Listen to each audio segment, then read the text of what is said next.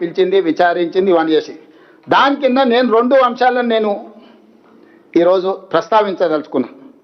ఒకటి, రాష్ట్ర ప్రభుత్వం ముందలు ఉన్నది 2 కమిటీలు, ఒకటి ఎన్డీఎస్ఏ కమిటీ, 2 కిలాడి కమిటీ. ఈ రాష్ట్ర ప్రభుత్వం ఎన్డీఎస్ఏ కమిటీ సూచనల్ని తూచా తప్పకుండా పాటించాలని నిర్ణయం తీసుకున్నది. దీంట్లో రెండో వాదనకి తావు లేదు.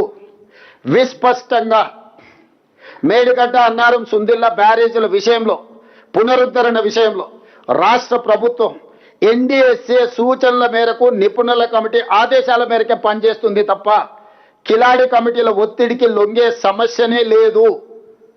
ప్రొవైడెడ్ ఈటల రాజేందర్ గారి నేతృత్వం వహించి ఈ కిలాడీల కమిటీని తీసుకెళ్లి ఎన్డీఎస్ఏ చైర్మన్ని జలశక్తి మినిస్టర్తో కలిసి ఈ అర్ధాంతరంగా అత్యవసరంగా నీళ్లు ఎత్తిపోయడానికి ఎన్డీఎస్ఏ కమిటీ నుంచి నిపుణులను తీసుకొచ్చి వాళ్ళ పర్యవేక్షణలో ఎత్తండి.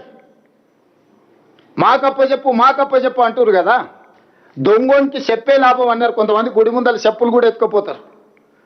మామ అల్లులు అంతకంటే అతనికంటే గనుడు ఆచంట మల్లన్న అని మామ గుడిని మింగితే అల్లుడు గుడిలో ఉన్న లింగాన్ని కూడా మింగే రకం చూసినాం. ఇవాళ 5 ఏళ్ళు మంత్రి ఉన్నాయనను సంవత్సరం మంత్రి ఇయ్యలే, సంవత్సరం మంత్రి ఇచ్చినా కూడా సాగునీటి పారుదల శాఖ ఇవ్వలే. నీ మామనే నిన్ను నమ్మలేదు.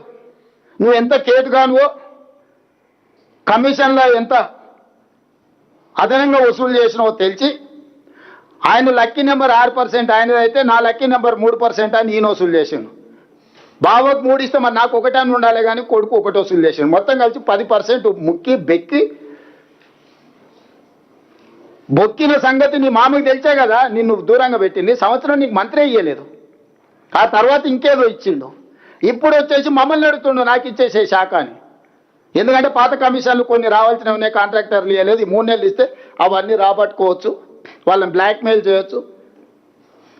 నిష్ణాతుడు బ్లాక్మెయిల్ 1,00,000 కూడా వదులుతలేడు. ఇక నేను చెప్పొద్దు, కొంతమందికి ఫోన్లు చేసి ఏమడుగుతుండో.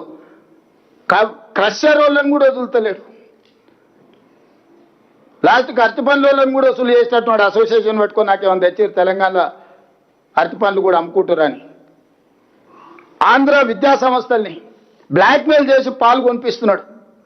నేను ఆంధ్ర వాళ్ళకి నీళ్ళు వదులుతున్నాను, సిగ్గు లేదు. ఆంధ్ర వాళ్ళ కాళ్ళ దగ్గర పాలు మోసి బతుకుతున్నావు. ఇంతకంటే నీచమైన జీవితం ఏమన్నా ఉంటుందా హరీష్ రావు? నారాయణ చైతన్య కాలేజీలు తెలంగాణ ప్రజల రక్తం పీలుస్తున్నారని మీరు తెలంగాణ ఉద్యమం